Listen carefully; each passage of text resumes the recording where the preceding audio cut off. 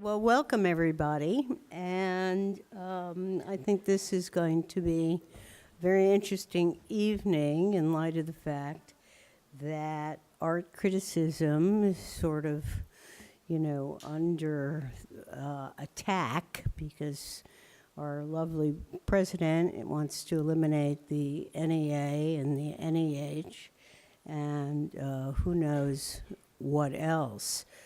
He threatened to stop funds to the University of California at Berkeley today because of their protests.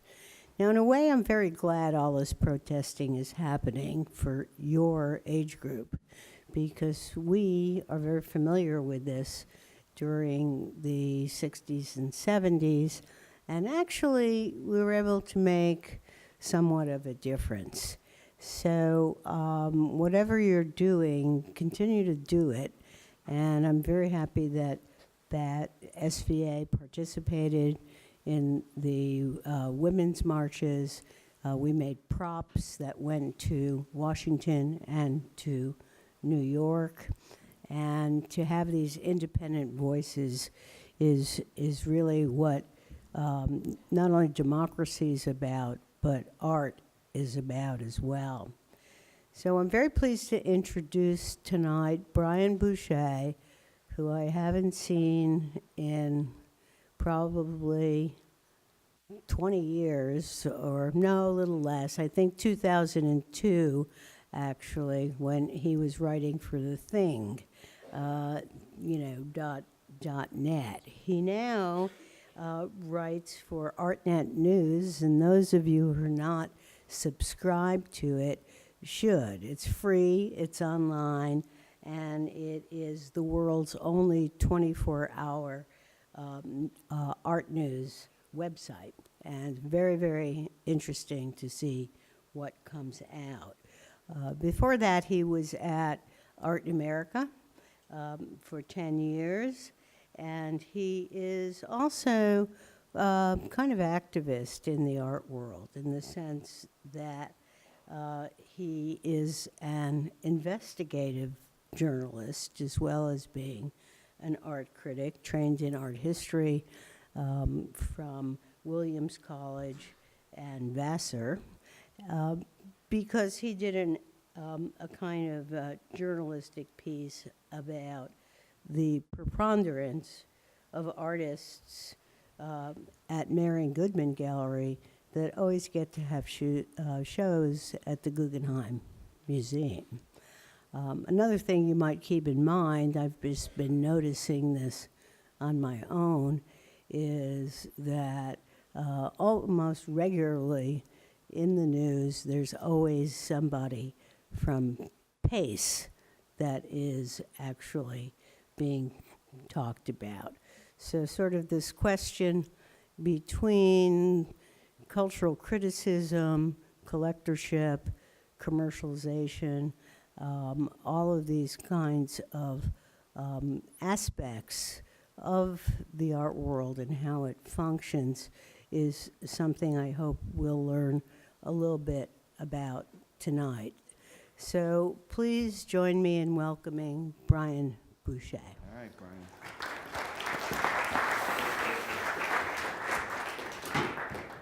Thank you, Suzanne.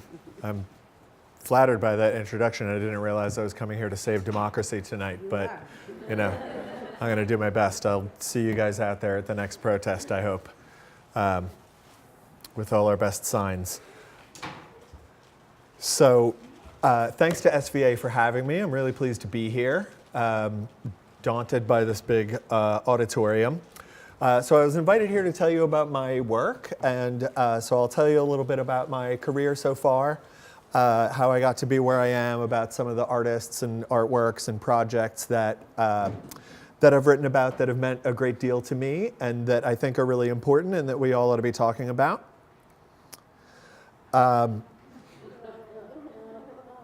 Speaking of, so I'll start by saying that while on a good day, I believe in what I do and I think I do a decent job of it, it certainly does not seem like enough these days. I really worry about showing up at the pearly gates and them saying, "What did you do when this man was elected?" And I'll say, I wrote about the art world and some art projects that have to do with social and political concerns, and it's not really going to be very convincing in a country that has just shot itself in the head. So here's an image by a Houston artist named Philip Kramer, just to tell you what I'm showing. But even in the midst of that kind of doubt about whether what I do is enough, I do feel like I believe in what you do as young artists, and so I count on that to sustain me, at least for the next 45 minutes or so. And I do my best in finding and choosing the projects that I write about to choose, like I think I said, meaningful ones.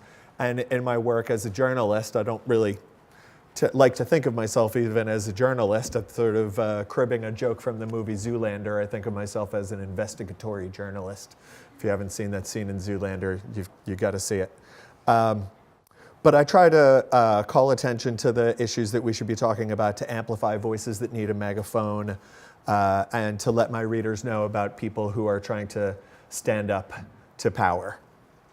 So that's what I'm going to do tonight. First, let me tell you a little bit about how I got here. I started out in museum education after getting a master's degree in art history, and I was committed to welcoming people to museums who might not otherwise feel at home there. And ironically, I worked at the Frick Collection on Fifth Avenue, one of the poshest places imaginable, an institution run by a union-busting robber baron, Henry Clay Frick. But I had the great pleasure of bringing in kids from places like the Bronx and Brooklyn, and who might not otherwise know about the museum, much less feel invited to be there, or that they had a place to talk about what they were seeing there. And the way that we did museum education there was to really invite them into a conversation. We weren't giving lectures to 10-year-olds or even to high schoolers so much as drawing them out and trying to encourage them to look at art and to have a conversation about what they saw there. In terms of the turn to writing, it owes partly to a mistake, honestly. I got lucky. While getting my master's degree, there was a symposium devoted to a 90-year-old lion of the art history department at Williams, and they brought in former students of his who were museum directors and so on, and they wanted someone to write about this for the college paper. And whoever had the assignment and was supposed to do it got the flu or something came up or whatever, and so they asked the graduate program director if he had somebody who could jump in at the last minute, and he said, well, perhaps Brian Boucher would like to do that. And so I did, and so seeing my name in print and being part of a conversation really turned me on, and so that's sort of how it started, with a mistake. And I know that there are probably critics who say that the whole thing has been a sustained mistake. I like to poke fun at myself a little bit. One of the first things that I wrote about was a show of paintings by Anne Craven, and I wrote a critic's pick for Art Forum's website. And in my little one-paragraph analysis of the work, I neglected to mention the concept of kitsch. And so some commenter wrote, because of that shortcoming, he wrote the comment, "Who let Brian Boucher write?" And so if I ever write a memoir about my time writing in the art world, I think I've got a title. I should find that person and send him flowers. I never did get to write for Art Forum again, actually. But I did keep writing, and a real big sort of turning point and starting point for me was the original Greater New York exhibition at PS1, back before it was MoMA PS1, when it was just PS1 with no climate control and a much sort of rattier institution. And they did the cutest thing. The organizers of the show invited people to put out an open call to writers to submit essays that then would be collected on a CD-ROM that would be inserted into the booklet that came as the catalog. CD-ROMs, very Y2K. And so what I found in this whole sprawling museum-wide show was a few artists who were doing very non-visual work. One of them, the artist John Menick. This is not the actual work itself. I don't have an image of the work. It doesn't really matter. It was simply a watch that hung on the wall. The work was called Giving Time. and he had a technician futz with the gears such that the hands would take 28 hours to make a full circuit around. And the idea being that he would give you the watch and you would live on the time that the watch dictated. So you would show up at work when the watch said it was 9 in the morning, and you would gradually go in and out of phase with others. And so this was and it was inspired by his research into standardized time, which is partly a result of the Industrial Revolution and the train system, and so it was an inspiring piece, and it introduced me to the idea that great, far-reaching research and stimulating ideas could be put together in a work with really the most minimal of means. So I gradually became more enchanted with writing, and really lucked out with my first full-time employment as an art writer being at Art in America, this art magazine that celebrated 100 years in existence while I was working there. You know, it was founded when radio was a big thing. And a freelance job popped up, and 10 years later, I was still there. I was there under 3 different editors and the institution of a website. The magazine did not have a website until about 2008.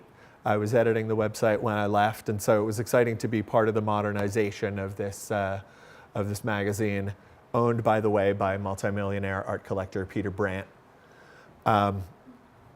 So I want to tell you about a couple of the projects that I wrote about there that, you know, if they took away my license to write about art tomorrow, I would say these are a couple of things that I got to write about that, you know, it's okay. I got to write about these guys. So one of them is a project from 2007, a work that brought together performance and social and economic and political commentary in a way that I just still find very exciting. This is an artist named Michael Rakowitz, originally from New York.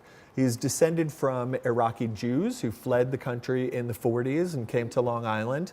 His grandfather had an import-export business called Davison's, and you see there those portraits on the left is the artist, and on the right is his grandfather that had this business. And so being descended from an Iraqi family, he was, you know, pretty interested in the whole Iraq War thing, and has made a lot of works that deal with his Iraqi heritage and the Iraqi community in exile, and especially after the war was declared to be officially over, he thought, well, what happens now? The country needs to rebuild. How does a country build itself up? Well, largely through trade.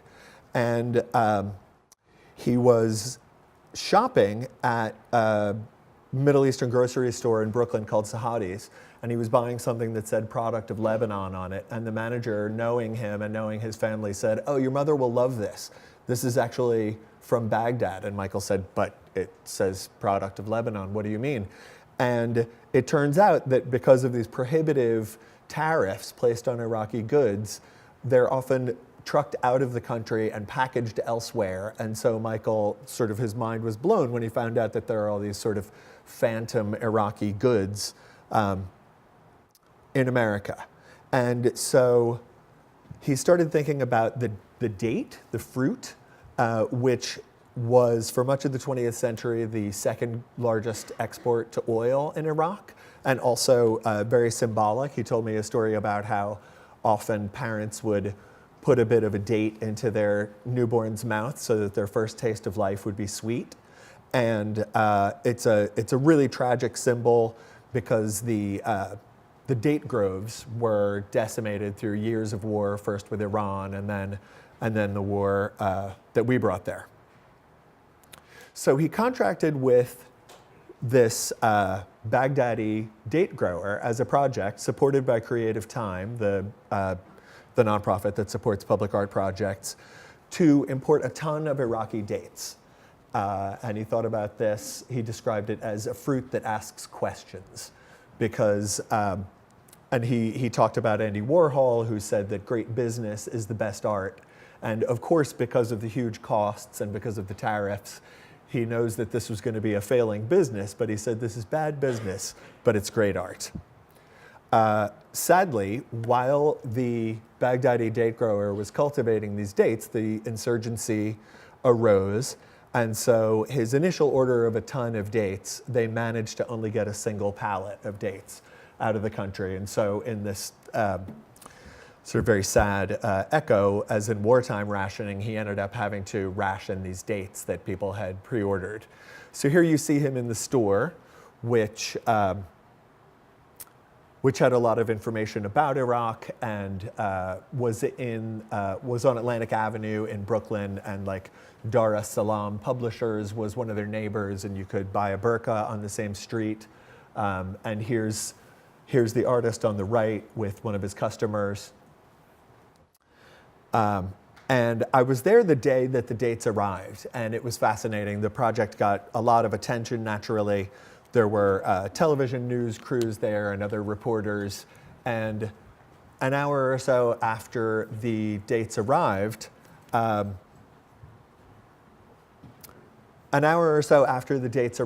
journalist asked him, "So, Michael, I see that you haven't tried one."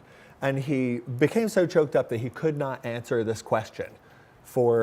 In my memory, it was like easily 30 seconds he could not answer. And he ultimately was just able to say, "They're not for me.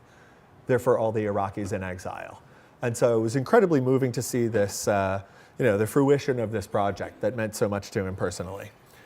So that was many years ago. He has done many other projects since then. He's a finalist for the 4th Plinth Public Art Project that takes place in Trafalgar Square, where he's proposed a sculpture that would be a recreation of one that was destroyed by ISIS.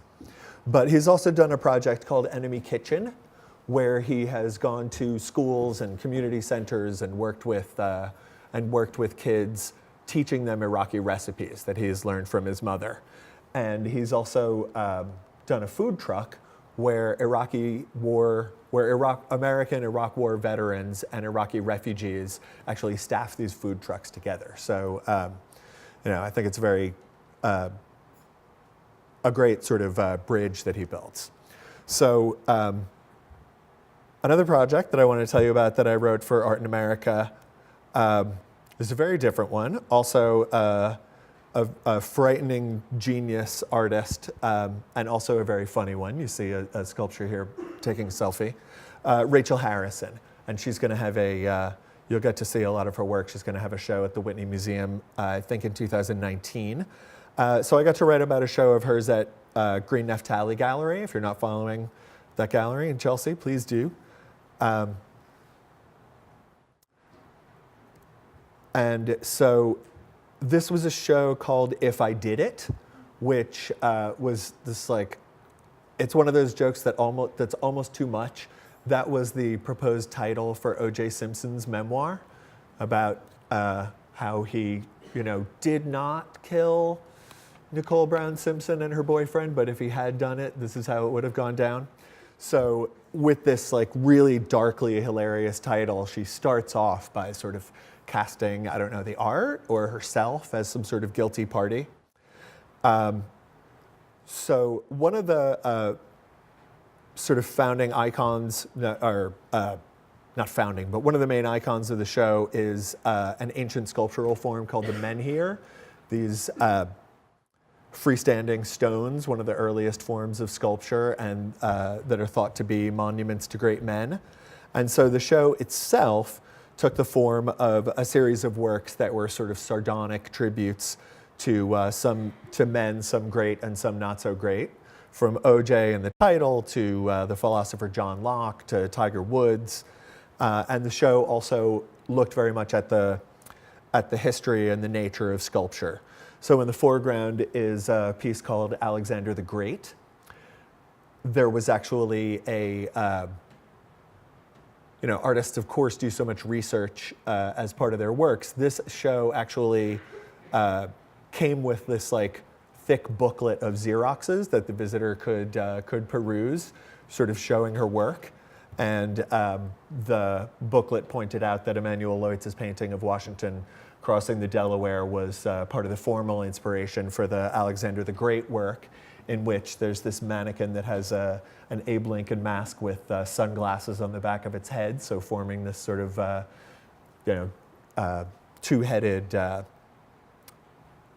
two-headed figure like the Roman god Janus.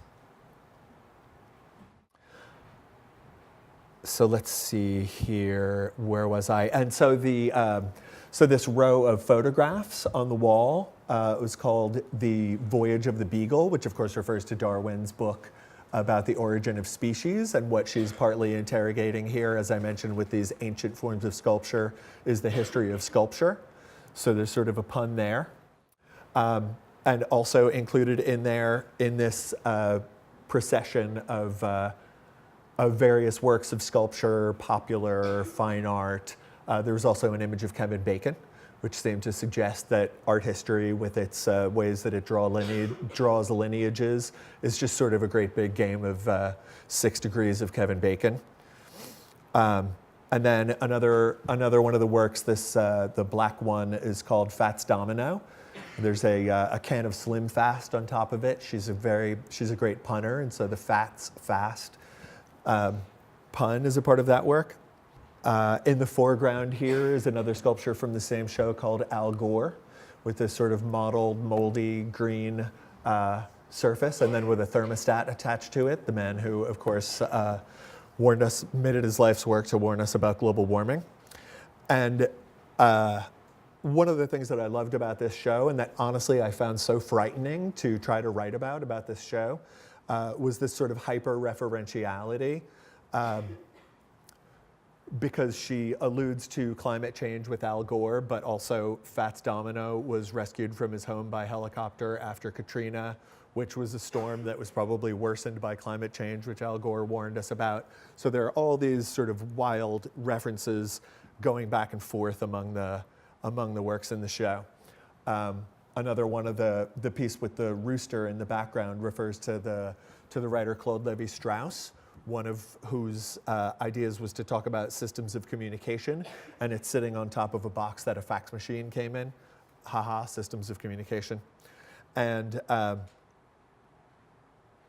so the booklet that had news reports about some of the figures that she was writing about in the show, recipes, because food was one of the things referenced in the show, art history references, and so on.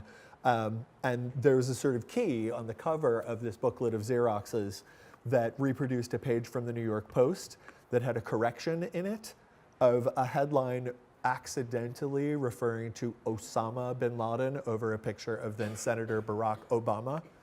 So it, to me, offered sort of a key for the show that change one symbol in combination with others as little as a letter, and meanings can change dramatically or even dangerously. I resorted to actually making this diagram. If you don't know the artist Mark Lombardi, please check him out. He's known for artworks that took the form of diagrams like these, and I actually just found like, okay, if I'm gonna keep track of all the ideas in this show, I am gonna have to make a color-coded diagram where I try to map them out, so I feel like I have the beginnings of a grasp of all the ideas in the show if I'm going to even try to write about it. So, as an art critic, those are a couple of projects that I wrote about. The editor who took over the magazine for the few years before I left was actually a former journalist, Lindsay Pollack, and I really learned how to be a journalist from her. And in writing about the art world, I have tried to find ways to write about the other things. I'm very flattered to be called an activist. I don't think that's quite right, but I'll take it.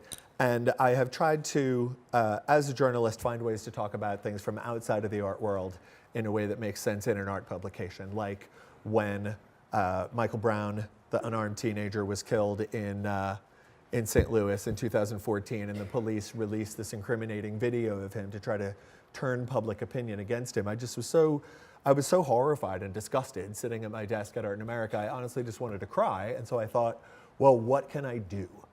What can I do? And so what I was able to do was to get on the phone with people from the art world in St. Louis and in Ferguson artists, museum directors, curators, and talk to them about what they were doing and give them a voice at the website of Art in America. And of course, part of what they were doing was turning some of these dramatic images, like this photojournalist's image, into graphic design signs that they were then taking out into the streets, and so on. And similarly, I mean, when this horribly bigoted Religious Freedom Restoration Act was passed in Mike Pence's Indiana to to legalize, if not encourage, discrimination against LGBTQ people. Similarly, I called up museum directors and I called up artists, and a museum director told me, well, I've had potential donors tell me that, that if this law stands in Indiana, they're simply going to look elsewhere in terms of places to donate their art. So I am here at an art school, and coming back to more strictly art world concerns, I never would have imagined that reporting on art schools would become such a part of my beat, but that's the way it's turned out. I know I'm talking to a New York audience, and I don't want to tell you too much about what you might already know, but I had the exciting opportunity to report over a few years on this horrible scandal at the Cooper Union Art School that was founded on the mission, Peter Cooper's mission for education to be as free as air and water, in his words, which it was for over 100 years, with a huge grant early in the school's history from the Carnegie Foundation, and some good real estate situations that helped to fund these scholarships. But then, so after the financial crash of 2008, the school's president actually gave an interview to the Wall Street Journal where he said, our school is in great shape. All these other schools' endowments have gone way down, but we've come out of the financial crash totally unscathed. And then he retired, and a new president came in and said, guys, I've reviewed the books, and it turns out we've been operating at a huge deficit for years, and we're probably going to have to jettison our mission of providing free education to everyone. So and by the way, they had built this Tom Main building for, I think, something like $166 million while they were operating at this huge financial deficit. And so students and faculty rebelled, and it was incredibly exciting to cover it. I was in Soho at the time, the school's in the Village. Students occupied the president's office for, I forget how long, I think it was weeks. And they brought a lawsuit on the argument that providing a free education to all made all the students at the school equal, that everyone knew that they got in on their merits, and that no one had been admitted for their ability to pay. And their commitment was incredible. They brought a lawsuit. The result was that Attorney General Eric Schneiderman undertook an investigation. Several board members who had lobbied for tuition were swept out. Mike Essel, who was one of those leading the charge and was one of the ones who filed the lawsuit, is now the acting dean of the art school. And so there are people now who are going to try to get the school back on track and head back toward this mission of free education. A couple of the other advocates who were students at the time were Casey Gollin and Victoria Sobel, who are actually going to be represented as a duo in the next Whitney Biennial. So there was a huge reshuffling of power that was undertaken by people like you. Another giant scandal across the country at the USC Roski School of Arts, this long, highly respected program that the school put in place a dean with no visual art experience, and had gotten a huge gift from Dr. Dre and the record producer Jimmy Iovine to start a new academy of innovation that was going to be a real disruptor. And seemingly the art school was going to be sort of subsumed under this, disruption-driven new academy where Iovine told a reporter that he would be very, very happy to see the people going to this School of Innovation go and work at places like Beats and Apple. And so basically just like feed into the capitalist system entirely. And the administration aimed to basically screw an entire class of students by, they did things like starting to revoke financial offers that had been made, and they fired a number of treasured faculty. And so an entire class of 7 students walked out, resigned as a group, and wrote this extremely damning open letter with attached exhibits of correspondence with the school, where the school had plainly gone back on these financial offers, and so on. And so, you know, these students saw the one place where they had power, which was to make a huge sacrifice to call attention to what was going on, and they asserted that power as a group.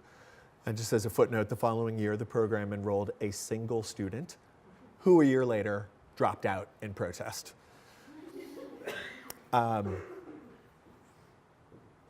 Another saga of art school mismanagement took place a little north of there at the Pacific Northwest College of Art. And it's kind of a long story, but the core of it is that a master's program was quote unquote suspended, basically canceled, about a week before classes were going to start. And so people had upended their lives to come to Portland to go to the school. And the school said, well, you know, we only technically got a couple of deposits. We didn't have enough students to run the program. It was going to run at a loss, and so we just couldn't do that. You know, very tough decision for the school, obviously, but an even tougher outcome for the people who had moved there to go to school. So what came out in investigating this story, the school had several years earlier with a grant from the Hallie Ford Foundation started not 1 and not 2, but 6 new graduate programs all at once, which of course are a feather in the dean's cap and a great recruiting tool for the school to bring in more undergraduate students who employ more of the instructors who teach at the undergraduate level and are more of the school's bread and butter. So, and as a teaching artist pointed out to me, that's not actually even that unusual. Where we are right now, SVA, I don't know if I have my numbers exactly right, but 20 years ago there were 4 graduate programs. 15 years ago there were 8. 10 years ago there were 15. Now there are 24. And so when it becomes really interesting is that these schools that have bought into, as I see it, this sort of mode of constant growth, tuitions, or rather enrollments, are dropping. And whether that is as much because there are this hugely new number of graduate programs with only the same number of students to spread out among them, or people are looking at the cost of graduate school and just deciding they can't do it. In any event, enrollments are down, and birth rates are such that over the next 10 years, there's going to be fewer and fewer people your age finishing art school and going to graduate school. And so we're going to probably see some of these programs go away, or as a program head at SVA said to me, or not at SVA, but at NYU rather, said, well, maybe this will actually be an opportunity for us to, you know, focus less on recruitment and less on finding tuition dollars and more on actually fostering young artists. When these artists finish art school and go out into the world, they are, of course, ideally, perhaps, or not ideally, scratch that. But many of them, of course, become part of the art market system, represented here by an image of the Frieze Art Fair. Frieze art fairs have become a huge part of the art world, of course. Galleries like David Zwirner do as many as like 18 fairs a year, 1.5 a month. I met a young dealer, Hannah Hoffman from LA a few years ago, who, when I met her at an art fair, she had been in business for a year and it was her 4th art fair already. Art fairs are growing, they're expanding from city to city. Frieze started out in London and is now in New York. Basel was content to be in Switzerland for something like 40 years and then expanded to Miami and then to Hong Kong. And one of the fascinating sort of side effects of this is that there are now so many art fairs and so many galleries doing so many art fairs that they've actually cut back on the number of gallery shows that they mount because they're spread so thin. So art fair is a major part of the art market. Of course, auctions are a big part of what I do. I felt like for a while I was this crazy lucky rabbit's foot for the art market or something. I started covering the art market. They sold Edvard Munch's The Scream for 100 and whatever it was, 100-some million dollars. Christie's made what was at the time a record $691 million when this Bacon painting became, at the time, the most expensive artwork ever sold at auction. And an art advisor who I was talking to at the time said, Brian, the art market is obviously experiencing a melt up, the inverse of a meltdown. And he's a great source. He's very snappy. I talked to him after another one of these sales. I don't know if it was that one. I called him and I said, Todd, the sale just ended. They made $700 million or whatever. And he said, okay, the sale just ended. So the sale was 2.5 hours. So that's 150 minutes. And he pulled out his calculator and he did a quick calculation and he said, that's $83,000 a second. And of course, since then, the market has been broken by this Picasso, as I'm sure I don't need to tell you, May 2015 for $180 million. And many people are, of course, very dismayed by this, by the increasing belief that art should serve as an asset, that we can think of art as an asset in the way that they do on Wall Street. And I think many people are appalled by this and are trying to think of different ways to navigate the art world. And there's a book by Lewis Hyde. It's a classic in studies of what anthropologists call gift economies. And he talks about folklore and anthropological studies that look at the ways that gift giving operates in small societies, even on the level of families and villages. And he describes how gifts bind people together with ties of gratitude and goodwill. And he doesn't write about visual art. In the second half of the book, he talks about writers, Walt Whitman in particular. But he talks about how works of art that result from the artist's gift can then go out into the world and operate not only as part of a market economy, but that also can maintain something, an essential aspect of a gift about them. And with this rapacious, greedy capitalist given the highest office in the land, I want to hope that this kind of thinking that that he talks about in this book, where your worth is determined more by what you can give than by what you can take or keep, can have some influence. And there are many artists who are starting to look for a way to give. Many artists in the social practice category that I'm sure I don't need to introduce you to. I just want to briefly mention a few of the giants of the field who I'm sure you know about. Theaster Gates from Chicago, Mark Bradford from LA, Rick Lowe in Houston. Theaster Gates lives in Chicago and was becoming very popular as an artist, and found that people were calling him in his studio and wanting to get artworks that were often using material from disused and rundown and abandoned homes in Chicago and incorporating them into his artworks, and this sort of comment on the decay of Black urban America. And some of them also incorporated fire hoses, a very clear reference to fire hoses being used on civil rights protesters.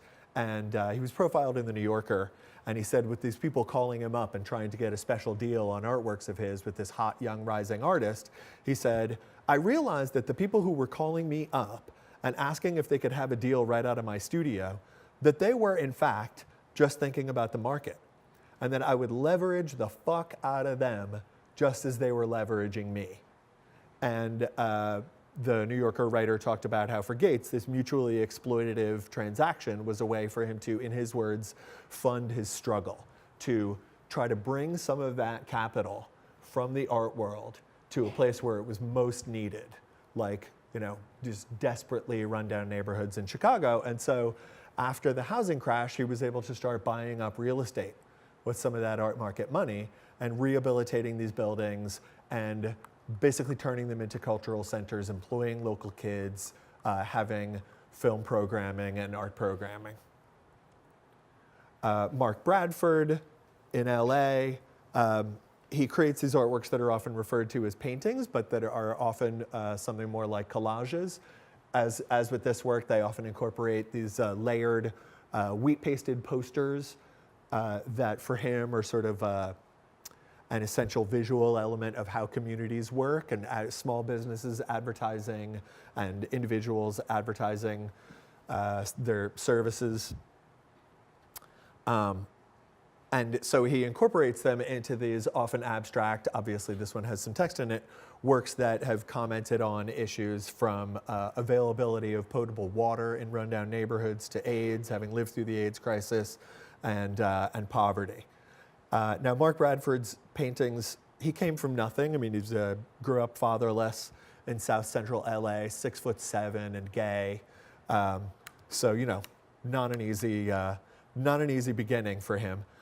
His paintings now sell for $1 million each, straight out of his gallery, and much higher at auction. He won the MacArthur Award in 2009 that comes with $500,000 over 5 years.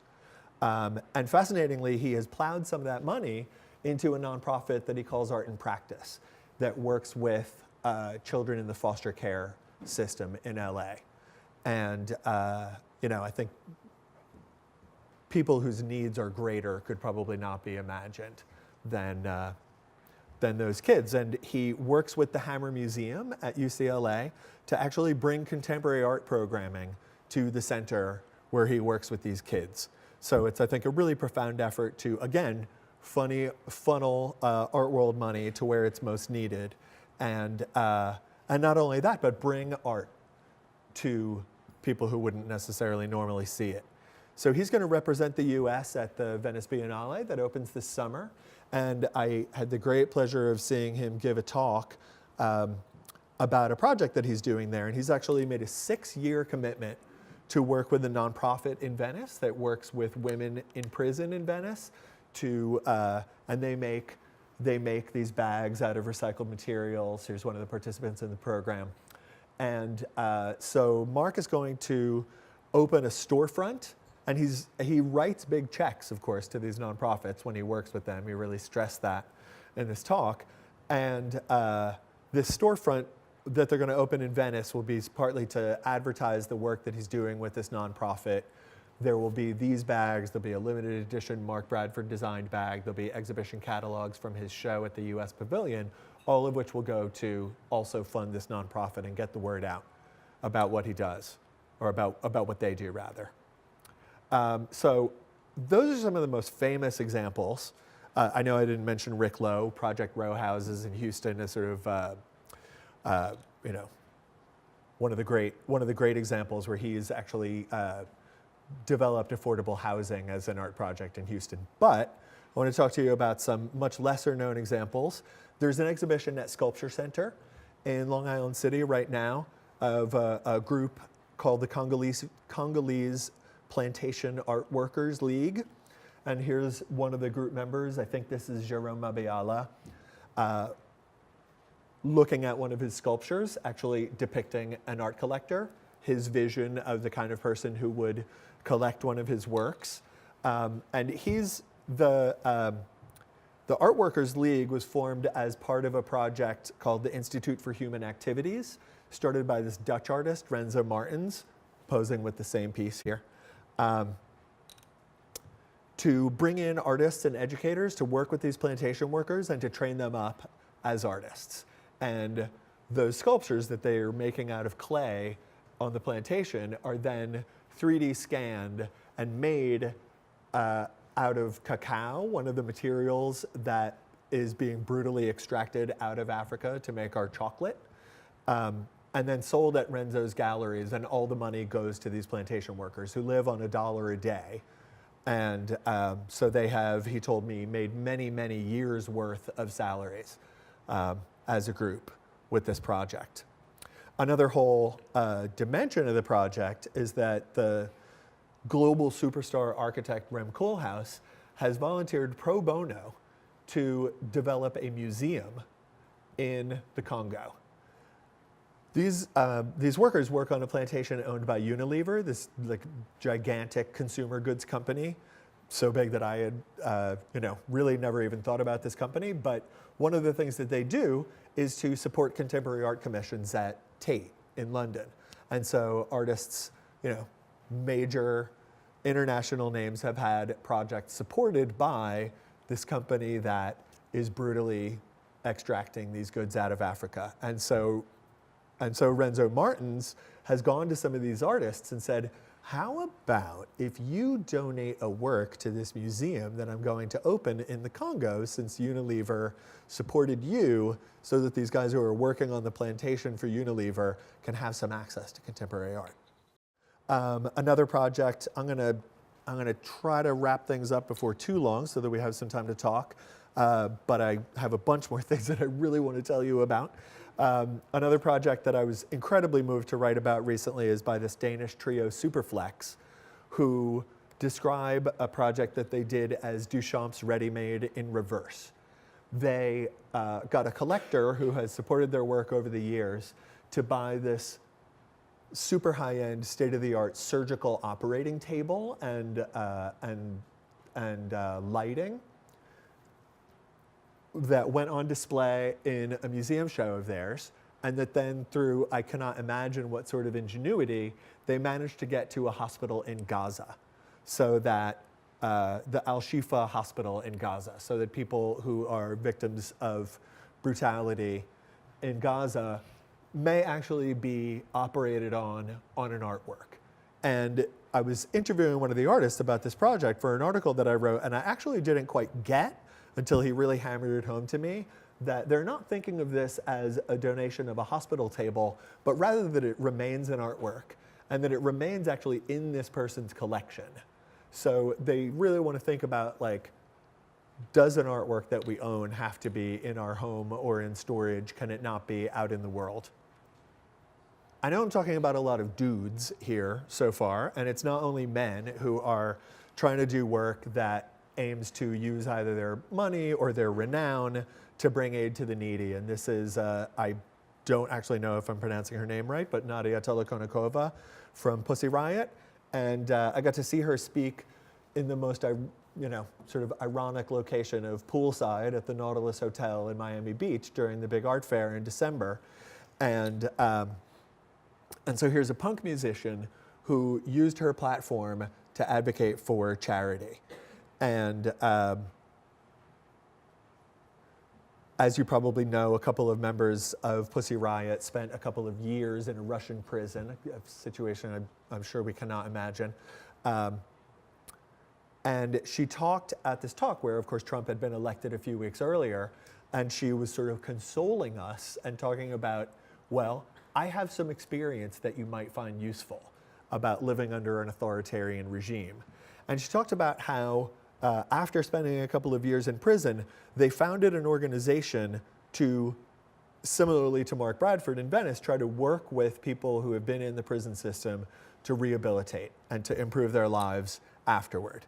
And so she talked about altruism as a way, as maybe the best way to challenge an authoritarian government. She said, you don't have to just think about yourself, think about people around you who you can help. It will help you, strangely.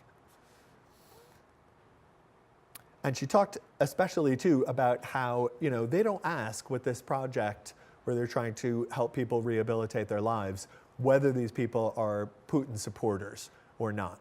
They hope simply to show people that community efforts on the smallest scale, one-to-one, person-to-person, may actually be more effective even than government programs. So another artist who has a show on right now, Molly Larkey, an LA artist who has a show at Dutton Gallery on Forsyth Street. And I am not much of a jewelry man typically, but I am actually wearing this little necklace, which is a work of art from Molly's show. One wall is covered with these ceramic sculptures of chains with a very clear symbolism that she's exploring of not only the chains that can constrict us, but also Lewis Hyde style, the gift style, chains that can bind us together. And she talks about trying to explore what she calls, quote, economies of generosity and care She actually spent some time at the gallery talking to people about these ideas, and I have an image of the one that I'm wearing in case you can't see it on me. And so, you know, it was actually hard for, these are free. These little two link chains are free. It was actually very difficult for me to even accept that I could take one of these things. It was hard to accept her generosity. What she is about is trying to combat what she calls the myth of scarcity by simply giving these things away. So I've talked partly tonight about this notion of a gift, and I want to end here with a challenge to myself as much as to you, because I imagine, you know, that as young art students with no kind of certain career ahead of you, you probably feel like you are living in a world of scarcity, defined by scarcity. I'm just a writer, and I live in one of the world's most expensive cities. I feel like I live in a world defined by scarcity a lot of the time. But as Molly Larkey does with this simple gesture, I hope that we can all find ways to counteract that. And I want to do that for myself, because if I don't, I really think that in the world that we're in today, I will lose my mind. So I quoted Nadia Tolokonikova earlier, where she says, "It will help you if you help others." And she said strangely, and really the only place where I would quibble with her is the word strangely. In my view, there's really nothing strange about it. And based on my own experience, the more we give, the more that we feel we have to give. It's a mathematical and spiritual fact, I think. Theaster Gates, in that New Yorker profile that I mentioned, said, "To whom much is given, much is required." And he could easily have been talking about his own prodigious gifts as a fundraiser, as a networker, as an artist. And he went on to say, "Said another way, the pie gets bigger when you give it away." Those are simple Bible lessons that kids learn. So I hope that we can all try to find places where we can use our gifts to be of service in the world. We don't all have MacArthur Foundation grant money like Mark Bradford does. But when I saw him speak about his work recently, he said something I found really exciting. He said, "I believe in what we in the contemporary art world do. Like, I wish that in church after the sermon there was a lecture about feminist art projects." And he said, you know, we're in this scary time and we feel vulnerable and and I know I feel like nothing that we do is enough. But he said, you know, we can take back a place at the table. We can take back the mainstream.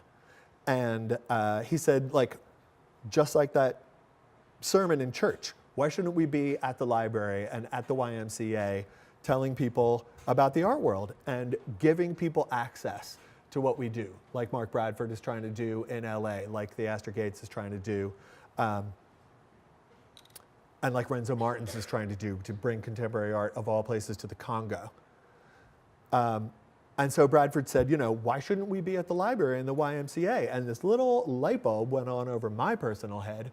There is a YMCA across the street from my building in Washington Heights, where I live, where there's huge Dominican population. And so I am going to try to hold myself to this. I'm going to call up these people at the Y and say, look, I'm an art critic. I give talks. I just gave a talk at an art school. How about if I come, do you have some programs for kids where I can come in and tell them about the art world? And tell them, you know, the art world that I work in, there's a lot of white people running around. You know, we could use more people, more different kinds of people. Renzo Martins, in talking to me about training up these Congolese plantation workers to be artists, he said, wouldn't the art world be even better if we could call on more of the billions of people on this planet to be a part of it? So, you know, those are some examples I find inspiring. I want to challenge us all to find ways to cultivate our gifts and to put them back out into the world.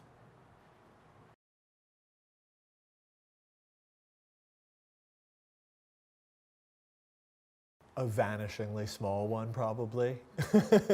I mean, you know, it reminds me of the artist Wade Guyton, who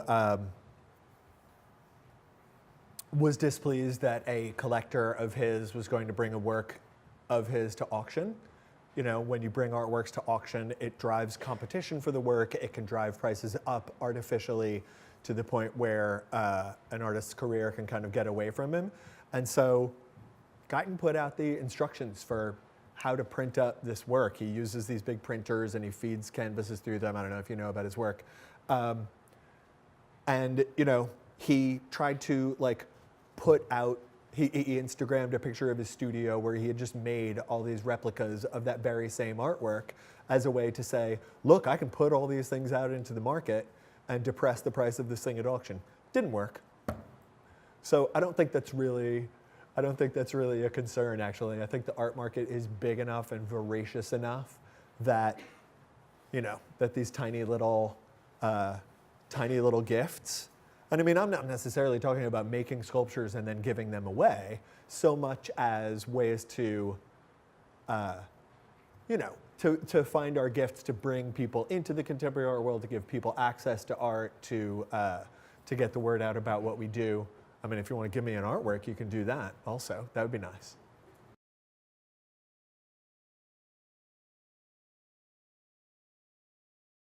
It's so interesting, and I was really glad that he did that, and it's fascinating. He had sold this work. You guys probably know about his New Portraits series, where he simply prints out large-scale other people's Instagram photographs and sells them at Gagosian for $90,000 or whatever it is.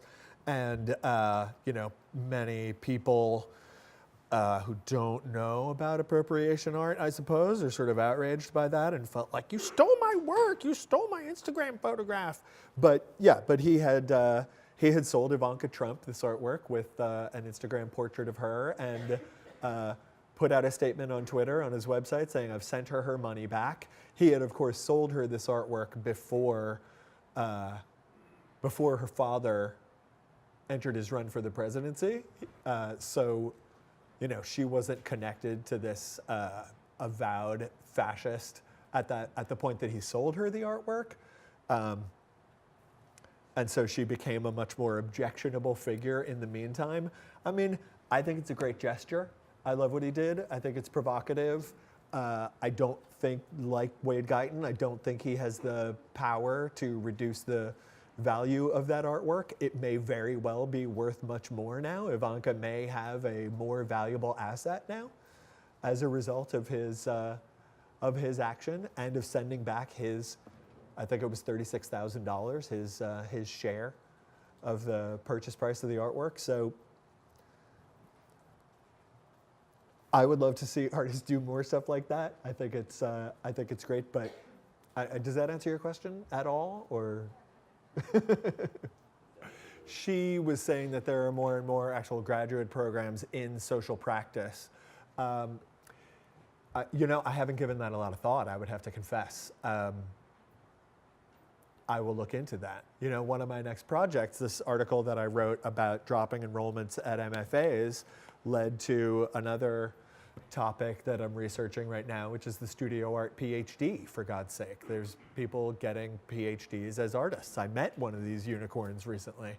And he's going to be on a panel that I'm going to chair during the Volta Art Fair about exactly this, called Should I Learn to Stop Worrying and Love the Studio Art PhD?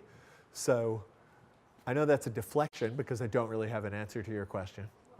Who's my biggest influence? God. That is a great question. I mean, so many. I mean, I'm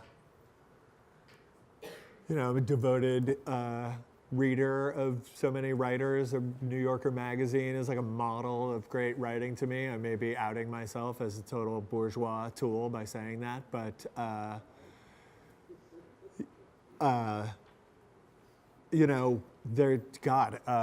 David Farenthold, this Washington Post journalist who's done all this reporting on Donald Trump's foundation money, including spending foundation money on buying portraits of Donald Trump that then go to Donald Trump businesses.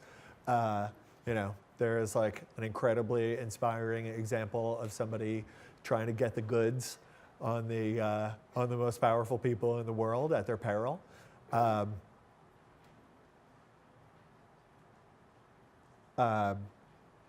lot of these artists are of course a huge influence on me, who really challenge me. Like, I believe so much in what artists do, because I think that they have such incredibly different ways of seeing the world from other people, And I often really feel like just I have learned a new angle to see the world, and I have become less blind a little bit each time I find some artist like this that's so exciting to me. Thank you. She said, I like your necklace. I'll pass that along to Molly Larkey. God, that's a great question. I mean, she talked about how there seem to be sort of trends that one year people are more interested in African art, and one year people are more interested in South American art, and whether we can encourage a more sincere and effective integration. And it's a great question. It's a great question. I'm really not sure. I think following, there are art collectors who get the bug for art from an entirely other part of the world, and art fairs are to some degree trying to if the Armory Show for a while had a focus section where it's like, this year it's Africa. And so that's maybe exactly the problem that you're talking about.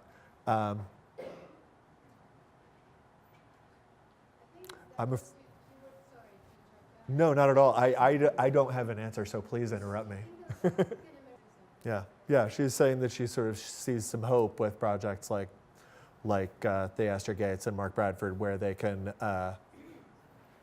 use their success to give more people a voice and give people access.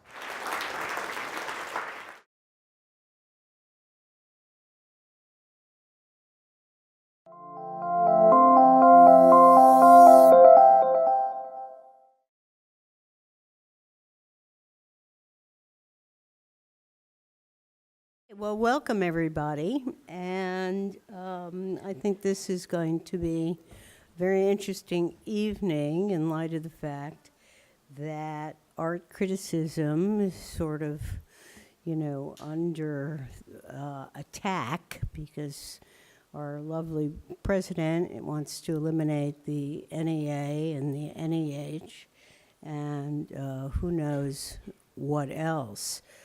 He threatened to stop funds to the University of California at Berkeley today because of their protests.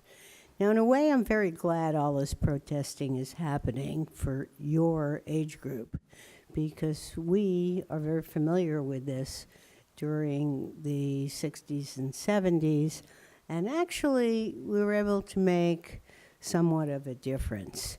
So whatever you're doing, continue to do it. And I'm very happy that SVA participated in the women's marches. We made props that went to Washington and to New York. And to have these independent voices is really what not only democracy is about, but art is about as well. So I'm very pleased to introduce tonight Brian Boucher, who I haven't seen in probably 20 years, or no, a little less. I think two aspects of the art world and how it functions is something I hope we'll learn a little bit about tonight. So please join me in welcoming Brian Boucher. All right, Brian.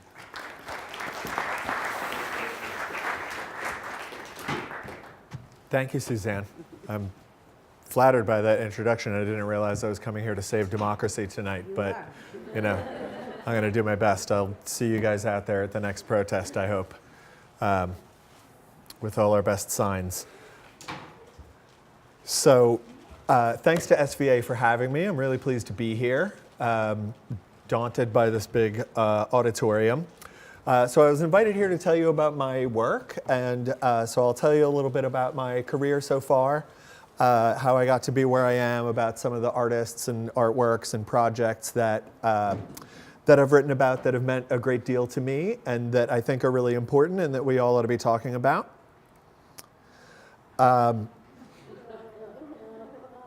speaking of, so I'll start by saying that while on a good day, I believe in what I do and I think I do a decent job of it, it certainly does not seem like enough these days.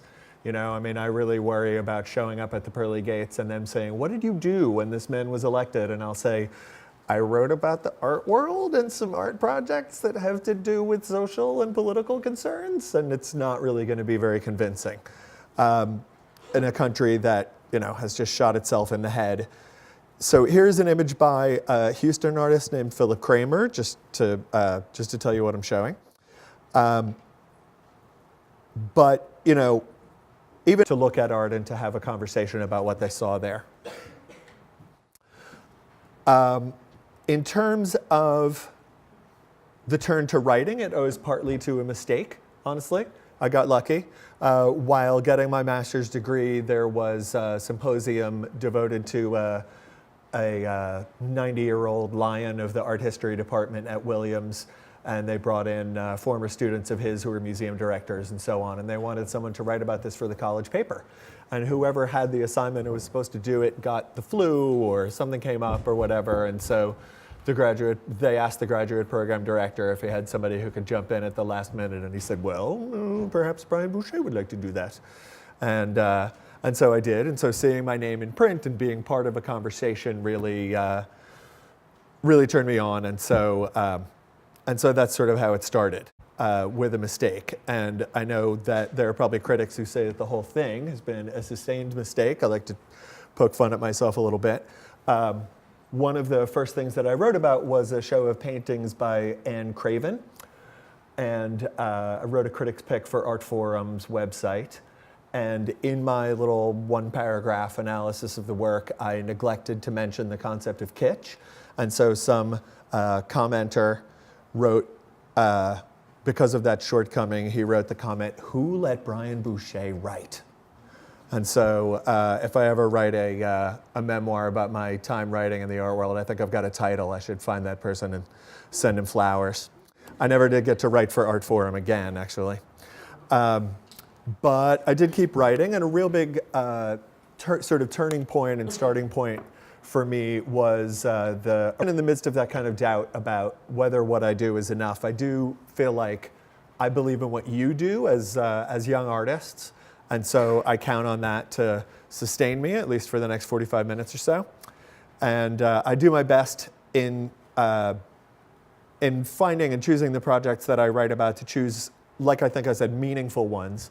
And in my work as a journalist, I don't really like to think of myself even as a journalist. I'm sort of cribbing a joke from the movie Zoolander. I think of myself as an investigatory journalist. If you haven't seen that scene in Zoolander, you've got to see it. But I try to call attention to the issues that we should be talking about, to amplify voices that need a megaphone, and to let my readers know about people who are trying to stand up to power. So that's what I'm going to do tonight. First, let me tell you a little bit about how I got here. I started out in museum education after getting a master's degree in art history, and I was committed to welcoming people to museums who might not otherwise feel at home there. And ironically, I worked at the Frick Collection on Fifth Avenue, one of the poshest places imaginable, an institution run by a union-busting robber baron, Henry Clay Frick. But I had the great pleasure of bringing in kids from places like the Bronx and Brooklyn, and who might not otherwise know about the museum, much less feel invited to be there, or that they had a place to talk about what they were seeing there. And the way that we did museum education there was to really invite them into a conversation. We weren't giving lectures to 10-year-olds or even to high schoolers so much as drawing them out and trying to encourage them to 2002, actually, when he was writing for The Thing,